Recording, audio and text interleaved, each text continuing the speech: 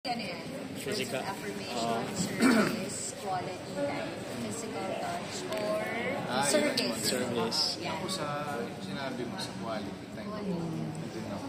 Yun na nga yung tulad sinabi ko, hindi sila habang pagkabata lang. Sila kaya yung quality time, yung pag wala akong trabaho, doon ko ibinutulo sa talagang mabanding kami. Kahit kami sa labas, laro kami. Kahit nakakapagod makipaglaro sa 3 years old, no? Kasi sobrang acrobatic eh. Tapos magpapabuhat yan. So yun, siguro para sa akin yun, please consume quality time para sa akin.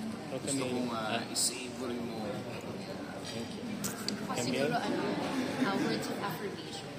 Kasi lalo nga, di ba, minsan marami tayong ginagawa, busy tayo. When I'm with my family, I want to, ang love language ko kasi for them is service. Gusto ko sila pagsipihan, gusto ko sila ipagluto. And sometimes, it feels good when you're being appreciated. Like ako, simple lang, yung magustuhan lang. Yung nakita ko lang na nagustuhan nila yung niluto ko for them.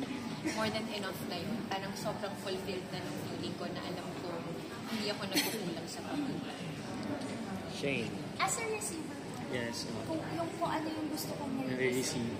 Pera. Ano po, service. Gusto ko yung inaasikaso ako. Yun yung love language na gusto kong mag-isip ko. Inaasikaso ako. Yung iniintindi ako. Yung pagdating ko sa bahay, may pagkain ako. Pero as a giver naman. As a giver, ano po ako, I love giving gifts. So kapag Wala pa kaming gift. Gift ka. Asa kami. sa ate? Sa last day. Ayun po, so kapag meron akong, mahilig ako kunyari kapag may nakita akong bagay na naaalala ko, like parang, ay, gusto niyo itong ganito, bibilan ko po. Tapos, mahilig po akong magbigay. Thank you. Katrina. Ako, siguro ako mas service. Yun ako as a person. Pero, sinisigurado ko ngayon na meron na din ako,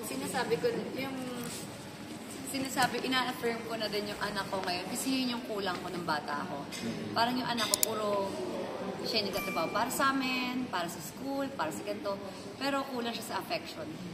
So, parang minimake sure ko sa anak ko na yun yung hindi mawawala. Kasi dati parang, hindi ako mahal ng nanay ko, ayoko sa bahay, ganyan. So parang yung love, hinahanap ko sa labas. Ayokong ganun yung mangyari sa anak ko. Pero syempre, ano ko lang yun, sa isip ko lang yun. Kasi nga, di ba, iba-iba yun naman yung mga tao. Hindi ko naman sinabing masama yung mama ko or ganito. Kasi iba-iba nga yung pagmamahal. Syempre, sobrang pagmamahal ng mama mo, nagtatrabaho siya, busy siya magtrabaho, mag-produce ng pera para mag-provide. Di ba? Parang single mom din siya. So, ngayon ko lang din nare-realize.